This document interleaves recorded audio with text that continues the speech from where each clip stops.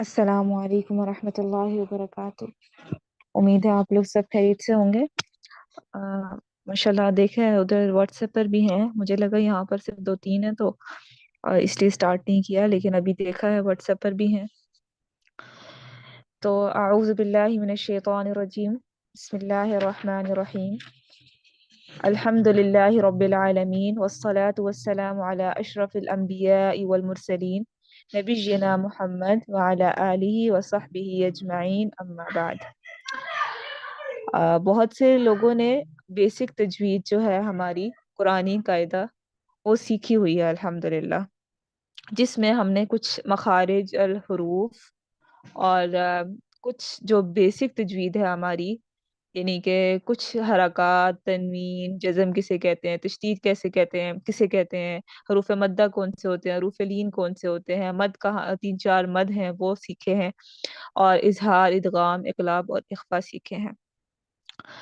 तो उसके अलावा भी तजवीद बहुत कुछ होती है। हम पहले तजवीद के बारे में, आज वैसे भी हमारी सिर्फ इंट्रोडक्शन की क्लास है, तो पहले तो सिर्फ ये मैं बता रही थी कि हम लोगों ने जो कुरानी कायदा पढ़ा है उसके अलावा भी तजवीद के बहुत से रूल्स होते हैं जो एक हाईएस्ट लेवल में, हाई लेवल में होते हैं, और जो है वो हमें सीखना ज़रूरी है।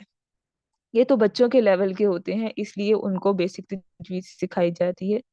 जो हम आम तजवीद पढ़ते हैं कुरानी कायदे में या फिर कुरान में, हम उनको अप्लाई करने की कोशिश करते हैं। तो सबसे पहले तो तजवीद होती क्या है, फिर दूसरी बात ये कि कुरानी कायदा भी जिन्होंने नहीं पढ़ा तो वो भी इस चीज़ से वो ना हो इंशाल्लाह, इसमें वो चीज़ें भी रिपीट होंगी, लेकिन उसमें हम कुछ नाम और कुछ चीज़ें जो हमने पहले नहीं पढ़ी थी, यहाँ पर हम वो चीज़ें भी ऐड करेंगे।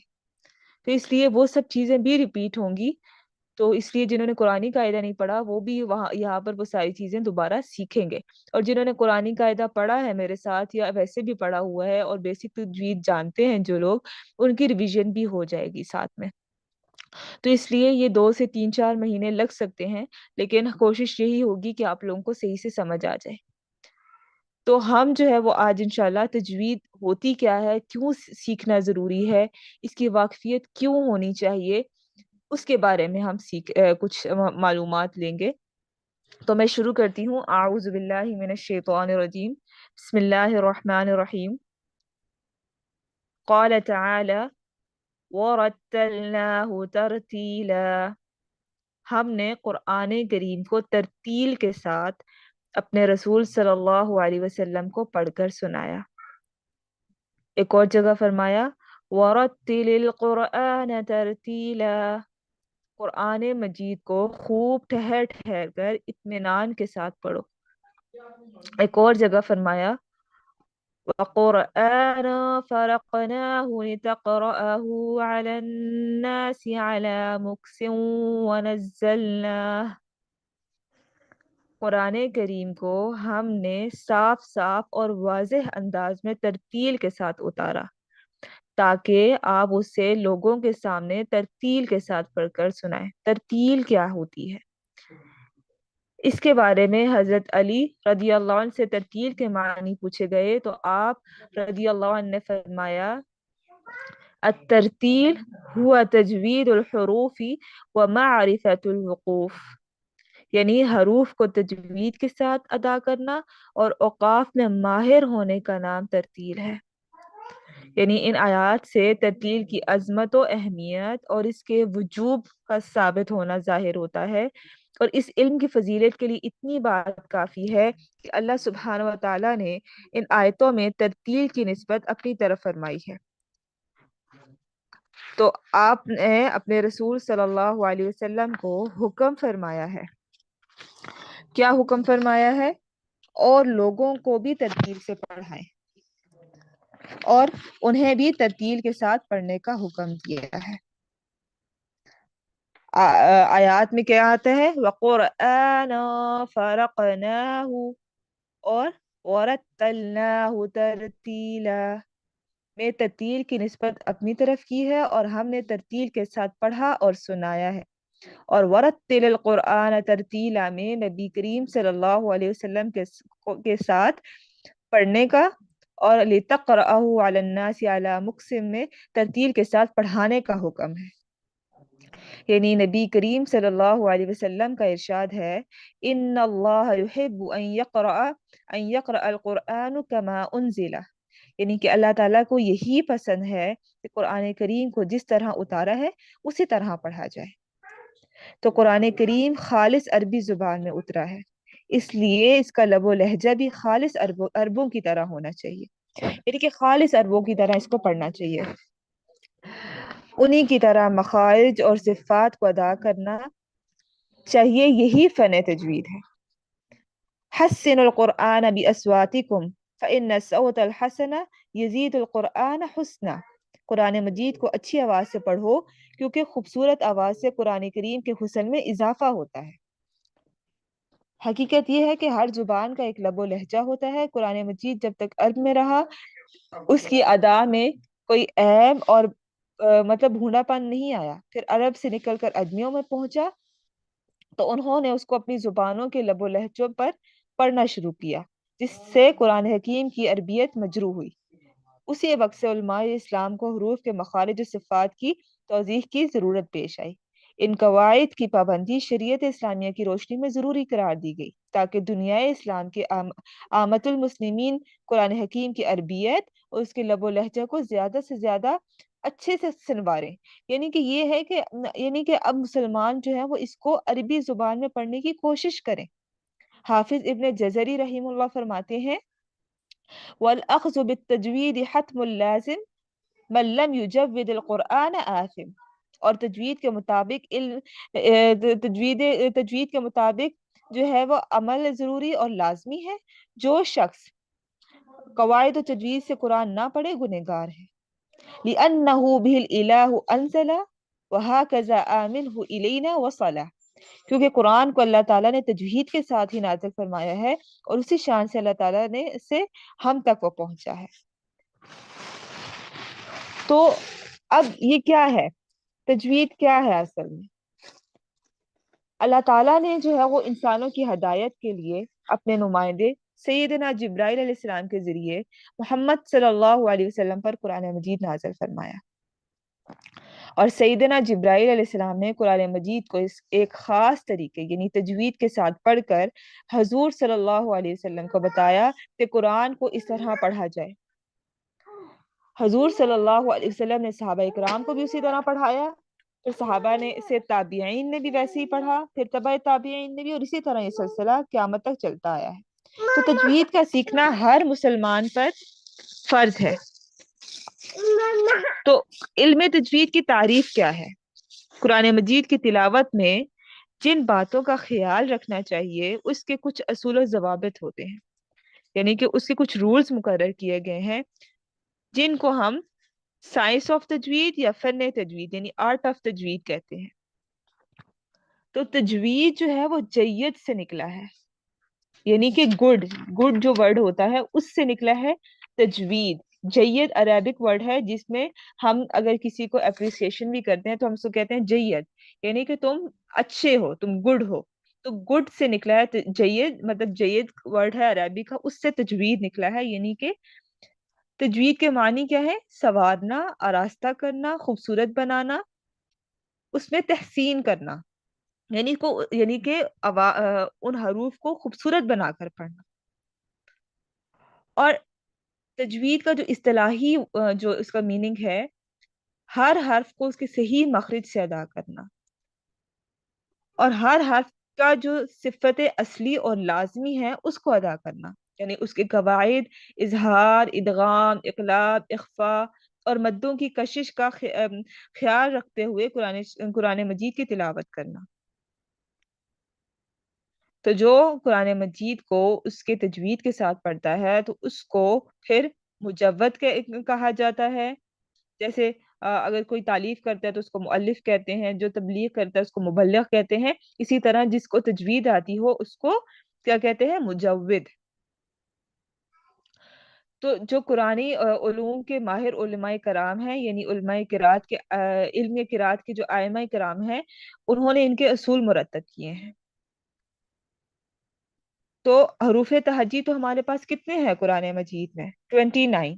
انہی 29 حروف پر پورا قرآن مجید جو ہے وہ مشتمل ہے، یعنی انہی حروف کو ملا ملا کر حروف بنائے گئے ہیں، جس کے میننگز ہوتے ہیں، اور اسی سے پھر پورا قرآن مجید لکھا گیا ہے اور پورا قرآن مجید نازل ہوا ہے۔ تو تجوید کی جو غرض ہے وہ یہی ہے کہ اس کی ہم قرآن مجید میں ان حروف کی صحیح کریکشن کریں، صحیح تحسین کریں، صحیح تصحیح کریں، صحیح تحسین کریں، یعنی بیوٹیفیکیشن اور کریکشن کریں حروف کی، تاکہ قرآن کی صحیح تلاوت کر کے دونوں جہانوں کی کامیابی حاصل کی جائے۔ تو کیا علم تجوید صرف اجمیوں کے لیے ضروری ہے یا عربوں کے لیے بھی ضروری ہے؟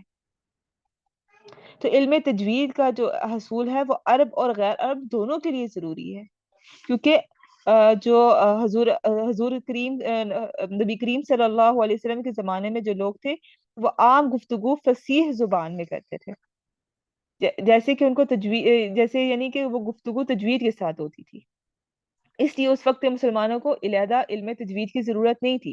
لیکن آج اتنے 100 سال گزرنے کے بعد وہ والی بول چال نہیں ہے عربی کی، وہ بالکل ڈفرینٹ ہو گئی ہے۔ تو اس لیے آج کل عربوں کے لیے بھی تجوید کا علم ہونا ویسے ہی ضروری ہے جیسے غیر عربیوں کے لیے، یعنی اجمیوں کے لیے۔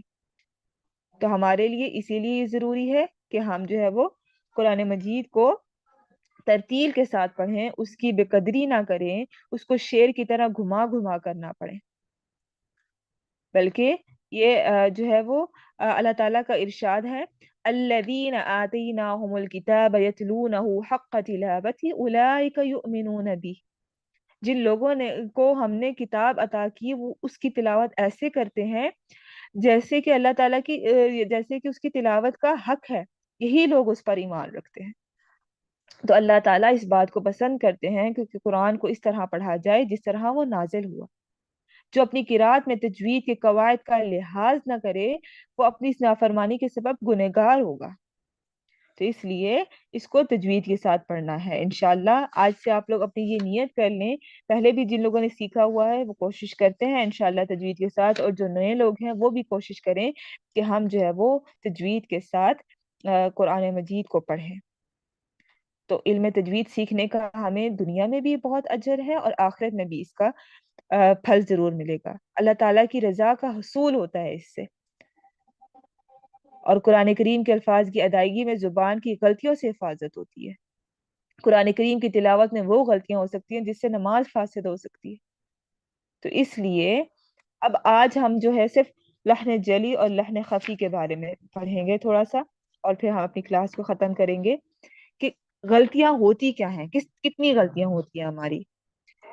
علم تجوید کی اصطلاح میں غلطی کو لحن کہتے ہیں، یہ آپ لوگ اپنے پاس نوٹ کر لیجئے، یہاں سے لیسن میں یہ دو آپ کو جو آج چیزیں سکھاؤں گی، لحن یعنی مسٹیکس، تو اس کے بارے میں آپ لوگ اپنے پاس نوٹ لکھ کرتے جائیں کہ کیا ہوتی ہیں مسٹیکس، اور اس کے بارے میں سوال کروں گی آپ سے۔ تو لحن کہتے ہیں غلطی کو، مسٹیک کو، اور لحن کے دوسرے معنی انداز یعنی سٹائل کے بھی ہوتے ہیں۔ تو تلاوت کی غلطیاں دو طرح کی ہوتی ہیں، ایک ہوتی ہے لحن جلی، ایک ہوتی ہے لحن خفی۔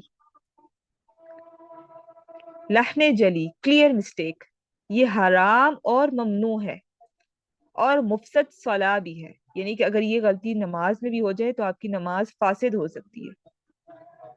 اور ایک ہمارے پاس ہے لحن خفی یعنی ہڈن مسٹیک، یہ مکروہ ہے، اس سے نماز فاسد نہیں ہوتی لیکن نماز میں نقص آتا ہے، یعنی نماز میں نقص ضرور آتا ہے۔ آج اچھا ایک منٹ مجھے دیجیے، ایک منٹ۔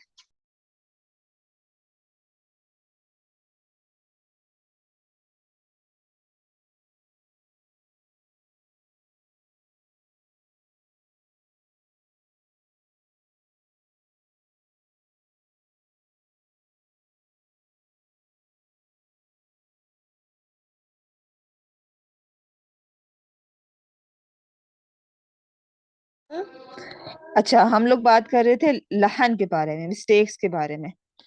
تو لحن کیا ہوتا ہے؟ ایک بتایا میں نے آپ کو لحن جلی کلیئر مسٹیک، ایک ہوتی ہے لحن خفی جو ہے وہ جو ہے وہ ہڈن مسٹیک ہوتی ہے، چھپی ہوئی مسٹیک ہوتی ہے، جو ہمیں پتہ نہیں چلتی لیکن وہ چھپی ہوئی مسٹیک ہوتی ہے۔ تو اب لہن جلی کسے کہتے ہیں؟ ایک لفظ کو دوسرے لفظ سے بدل دینا، یعنی کہ ایک حرف جو ہے جیسے کہ عین، اس کو ہم حمزہ سے بدل دیں۔ ہماری یہ مسٹیکس کلیئر مسٹیکس ہوتی ہیں، ایک لفظ کو دوسرے لفظ سے بدل دینا، جیسے عمل، عملو، عملو، عملو کہتے ہیں کام کو، لیکن ہم پڑھتے ہوئے کہیں عملو، عملو، یعنی عین کا مخرج ہم صحیح سے ادا نہ کریں۔ تو عملو کا مطلب ہوتا ہے امید، تو کتنا کتنا ہم نے چینج کیا، کام سے امید پہ چلے گئے، عملو سے عملو پہ چلے گئے۔ زلہ پھسل گیا ہوتا ہے، زا سختی سے پڑھا جائے گا یہاں پر، لیکن ہم یہاں اگر نرمی سے پڑھتے ہیں ذلہ، تو یہاں پر ذلیل ہوا، یہ میننگ آ جائے گا۔ تو یہ ایک حرف کو دوسرے حرف سے بدل دیا، ذلہ ہو گیا، اس سے ہم ضاد پڑھ لے ضلہ یا ذلہ، آپ لوگ جیسے کچھ ضاد کو ضاد بھی پڑھتے ہیں، تو ضاد اور ضا میں فرق نہیں رہتا، تو اس میں ہو گیا اور ضلہ گمراہ ہو گیا، تو کتنا میننگ چینج ہو جاتا ہے۔ الحمد، یہاں پہ ہا کا ہے، تمام تعریف ہے، اور ہم پڑھتے ہیں الحمد، کئی مخارج میں ہا کو ہا پڑھنا شروع کر دیں تو آگ، الحمد ہوگا تو آگ بجھانا۔ اسی طرح عظیم سے عظیم، علیم سے علیم، یہ سب لہنے جلی ہے، یعنی کہ کلیئر مسٹیک ہے۔ ایک اور ہے اس کا، ایک دوسرا جو ہوتا ہے وہ ہوتا ہے ایک حرکت کو دوسری حرکت سے بدل دینا۔ یہ اپنے پاس پوائنٹ نوٹ کریں۔ نمبر 1، ایک لفظ کو دوسرے لفظ سے بدل دینا، یہ لہن جلی ہے، اس کی فرسٹ قسم ہے۔ سیکنڈ ٹائپ اس کی کیا ہے؟ ایک حرکت کو دوسری حرکت سے بدل دینا، جیسے لا یکلف اللہ، اللہ تکلیف نہیں دیتا، اب لا ہے یہاں پہ الف مدہ، لیکن ہم یہاں پڑھیں لا یکلف اللہ، لا یکلف اللہ، یعنی الف مدہ نہیں پڑھا، تو اللہ ضرور تکلیف دے گا۔ ایک ہے لا یکلف اللہ، اللہ تکلیف نہیں دے گا، لیکن اگر ہم اس کو جلدی سے پڑھتے ہیں لا یکلف اللہ، جیسے کہ ہم جو حافظ لوگ ہوتے ہیں قرآن کو اتنی جلدی پڑھ لیتے ہیں، حروف مدہ کی کوئی فکر نہیں ہوتی، یہ اتنی ضروری ہوتی ہے اس چیز کو کا خیال رکھنا کہ اب یہاں حروف مدہ نہیں پڑھنا ہے لیکن نہیں پڑھے، لا یکلف اللہ یعنی اللہ ضرور تکلیف دے گا، اتنی بڑی غلطی ہے۔ فعل ربک، تیرے ایک رب نے کیا، لیکن ہم کرتے ہیں فعل ربک، اب یہاں پہ کھینچنا نہیں تھا لیکن ہم کھینچ رہے ہیں، یعنی تیرے دو رب نے کیا، تو یہ جو ہے یہ مسٹیکس ہے ہمارے پاس، یعنی نہ جہاں کھینچنا ہوتا ہے وہاں نہیں کھینچتے، جہاں نہیں کھینچنا ہوتا وہاں کھینچتے، یہ ایک دوسری ٹائپ ہے۔ پھر تیسری ٹائپ ہے ایک حرف کو دوسرے حرف سے بدل دینا، جیسے قل، قل قاف ہے، قل کہہ دو، اور ہم کہیں کل کھاؤ، یعنی کہ کہہ دو اور کھاؤ، موٹے قاف سے باریک قاف کو بدل دیا۔ اسی طرح قلبن، دل ہوتا ہے، اس کو ہم باریک قاف قلبن سے بدل دیں گے کتا، تو یہ بھی ہمارے سب سے بڑی مسٹیک ہے۔ پھر کسی صفت کو، کسی حرف کو کی صفت ادا نہ کرنا، مثلا اگر ہیوی ہے تو اس کو لائٹ نہیں پڑھنا، اور اگر لائٹ ہے تو اس کو ہیوی نہیں پڑھنا، تو اس سے بھی میننگز میں چینجنگ آ سکتی ہے، اس میں بھی معنوں میں تبدیلی آ سکتی ہے۔ جیسے الصیف، الصیف کہتے ہیں موسم گرما کو، اور ہم پڑھیں السیف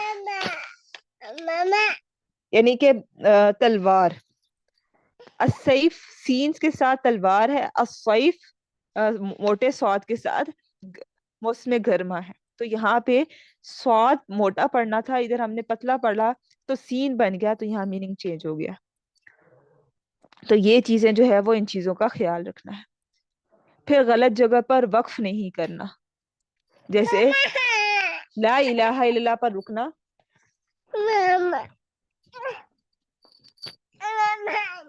لا الہ الا اللہ یعنی کہ الا اللہ پر جو ہے وہ رکنے بغیر الا اللہ کہے، یعنی لا الہ الا اللہ کہے، یا پھر فویل للمصلین پر رکنا بغیر الذین هم عن صلاتهم ساہون، اس طریقے سے، تو یہ ملا کر جو ہے وہ غلط جگہ پہ نہیں رکنا۔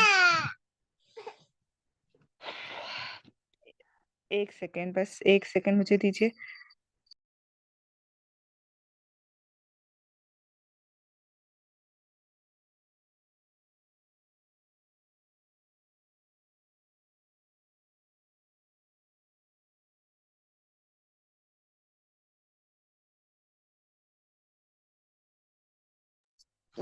یعنی کہ ہم نے غلط جگہ پر نہیں رکنا، لا الہ الا اللہ پر رکنا، یعنی کہ الا اللہ کہے، بغیر الا اللہ کہے.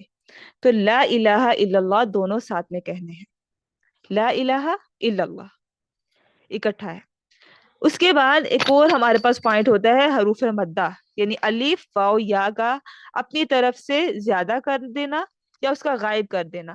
یعنی کہ یا تو جہاں لمبا کرنا ہے اس کو لمبا، حروف مدہ کو لمبا نہ کریں اور اس کو جو ہے وہ شارٹ کر کے پڑھ لیں. تو یہاں پر بھی ہماری غلطی ہو جائے گی. تو یہ ساری جو ہے یہ لحن جلی ہے، یہ مسٹیکس ہیں. میں ریپیٹ کرتی ہوں، 5 طرح کی مسٹیکس ہوتی ہیں لہن جلی میں. ایک لفظ کو دوسرے لفظ سے بدل دینا، ایک پوائنٹ. ایک حرکت کو دوسری حرکت سے بدل دینا، سیکنڈ پوائنٹ.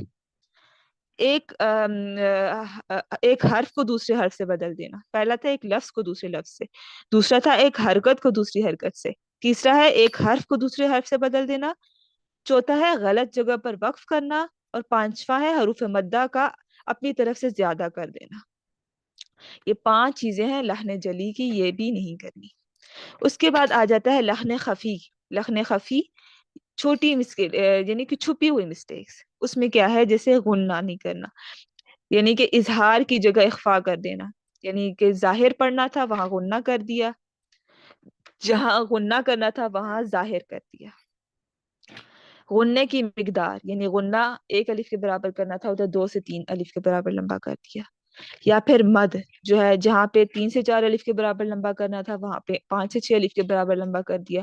جہاں 1 الف کے برابر لمبا کرنا تھا وہاں 3 الف کے برابر لمبا کر دیا.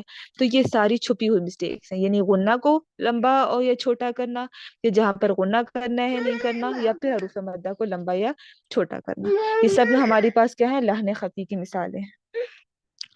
تو یہ جو ہے لحن جلی اور لحن خفی، یہ آپ نے انشاءاللہ آج سیکھا ہے. اور اس کے بارے میں کچھ بھی سوالات ہوں تو انشاءاللہ نماز کے بعد جو ہے وہ گروپ اوپن ہوگا اور اس میں آپ سوالات پوچھ سکتے ہیں.